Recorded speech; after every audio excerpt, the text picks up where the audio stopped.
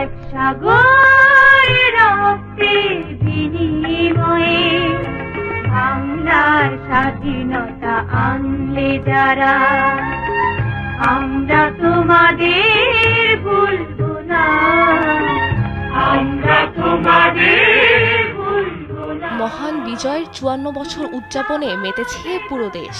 July August গণ অভ্যুত্থানে পট পরিবর্তনে এবার বিজয় এসেছে নতুন মাত্রা নিয়ে। দিনের আলো ফোটার সঙ্গে সঙ্গে সাধারণ মানুষের পদচারণায় মুখর হয়ে ওঠে জাতীয় স্মৃতিসৌধ প্রাঙ্গণ।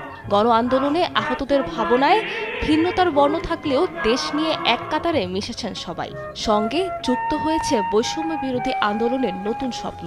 আনন্দের এই দিনে রাজনৈতিক, সামাজিক, সাংস্কৃতিক সংগঠনের সঙ্গে ব্যক্তি থেকে পরিবার সবাই গাইছে বিজয়ের গান। বিশ্বের বুকে আমাদের মানচিত্রটি যেন সবসময় জলজল করে, সেজন্য বাঙালি জাতি বারবার তার ত্যাগ, রক্ত দিয়ে পরীক্ষা দিয়েছে।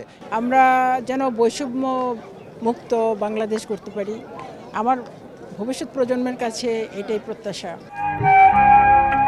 যে স্বপ্ন নিয়ে জীবনের মায়া ত্যাগ করে অস্ত্রসজ্জিত পাকিস্তানি হানাদার বাহিনীর বিরুদ্ধে সংগ্রামে ঝাঁপিয়ে পড়েছিল নিরস্ত্র বাঙালি, তার বাস্তবায়ন এবং বৈষম্যের গ্লানি মোচনের কথা বলছে সাধারণ মানুষ। আমাদের দেশের জন্য যারা নিজেদের জীবন স্বাধীন করেছে তাদের প্রতি সম্মান জানাতে আমি মূলত এখানে আসি। আমরা একটা আন্দোলনের মাধ্যমে একটা নতুন স্বাধীন দেশ পেয়েছি বলতে গেলে।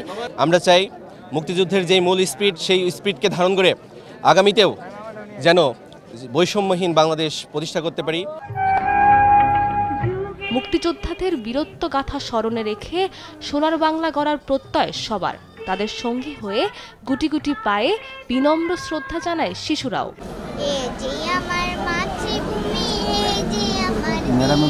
এই দেশেরই ধুলো বালি ভালো লাগে বেশ। আমি সকল শহীদের প্রতি শ্রদ্ধা করে আমি একটা ফুল দিতে এসেছি। আমরা আমাদের দেশকে ভালোবাসি এবং আমরা এই দেশের দিনটিকে দেখার জন্য এখানে এসেছি। 16ই ডিসেম্বর আমাদের বিজয় দিবস। এই বিজয় দিবসটা আসলে কি, এটা বাচ্চাদের পরিচিত করার জন্য মেনলি আসা। সবারই চাওয়া শহরের উঁচু অট্টালিকা থেকে প্রান্তিক আঙিনা সবখানে পৌঁছে যাক বিজয়ের হাসি। বৈষম্য বিদায় নিয়ে প্রতিষ্ঠা পাবে সাম্য ও ন্যায়। ৭১-এর বিজয়ে যে স্বাধীনতা পেয়েছিল বাঙালি, সেই স্বাধীনতা প্রাণ ২০২৪-এর স্বাধীনতায়।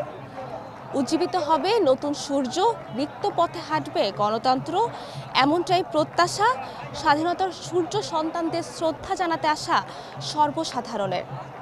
সাবরিনা মজুমদার, দেশ টিভি, ঢাকা।